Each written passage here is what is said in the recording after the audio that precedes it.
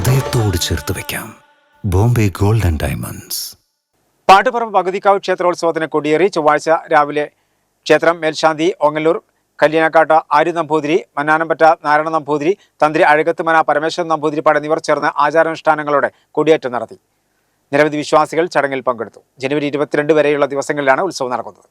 തിരുപ്പാട്ടുപറമ്പ് ഭഗവതിക്കാവ് ക്ഷേത്രത്തിലെ പ്രതിഷ്ഠാ ദിനാഘോഷം ജനുവരി 16 മുതൽ 22 വരെ വിവിധ പരിപാടികളോടെ നടക്കും. ക്ഷേത്ര മേൽശാന്തി ഓങ്ങല്ലൂർ കല്യാണിക്കാട്ട് ആര്യ നമ്പൂതിരി, മന്നാനംപറ്റ നാരായണ നമ്പൂതിരി, തന്ത്രി അഴകത്തുമന പരമേശ്വരൻ നമ്പൂതിരിപ്പാട് എന്നിവർ ചേർന്ന് ആചാരാനുഷ്ഠാനങ്ങളോടെ കൊടിയേറ്റി.